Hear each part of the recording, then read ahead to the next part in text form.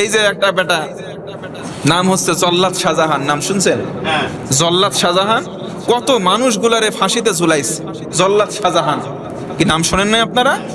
কত মানুষে ফাঁসিতে ঝুলাইছে, কতগুলা যেন ঝুলাইলে তার বেকসুর খালাস দিয়ে দেয়, ওই বেটারে তাই করা হয়েছে। শেষ পর্যন্ত সেও কি বেঁচে থাকতে পারলো? 2 দিন আগে ইন্তেকাল করছে। কিন্তু আল্লাহ পাক যার হেদায়েত দেবে তার হেদায়েতের রাস্তা সহজ হয়। বেটার কপালে কি আছে আমি জানি না। শেষ তার লাইফ স্টাইলগুলো যারা দেখেছেন অনলাইন প্ল্যাটফর্মে, যে এর মতো ধিকৃত, এর মতো খারাপ আর অশ্লীল মানুষ কোথায় আশেপাশে ওই মুরব্বী বয়সে আর 2-1টা নাই। কথা বলেন ঠিক কিনা? এমন অশ্লীলতা ছড়াইছে, মৃত্যুর আগ দিন পর্যন্ত স্ট্রোক করে মারা গেছে। তাকে বলা হচ্ছে স্ট্রোক করে মারা গেছে। আমি বলবো না, স্ট্রোক না, তার মৃত্যু নামক সময় সীমা ওই জায়গায় সে সেই কারণে সে মারা গেছে। কথা বলেন ঠিক কিনা? তো সেই ব্যক্তির নসিবে কি আছে আমি জানি না।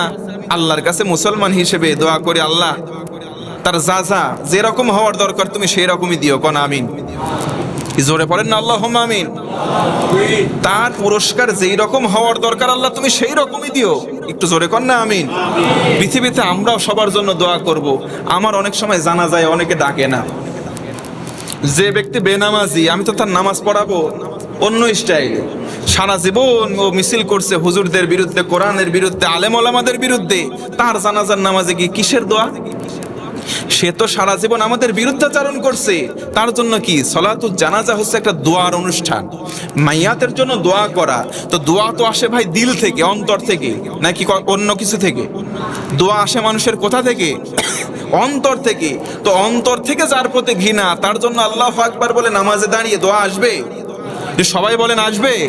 আসবে না। এই কথাটা আমি সাচ্চা মুখ দিয়ে বলে ফেলছি, তাই অনেকে আছে এরকম মুখে বলতে পারে না, কিন্তু আল্লাহু আকবার বলে আল্লাহ সারা জীবন মানুষের যেমনে জ্বালাইছে, কবরে তুমি নিয়ে ঠিক তার ওইভাবে সাইজ করে, এমনও দোয়া করে অনেক শত শত মানুষ। কথা বলেন ঠিক কিনা?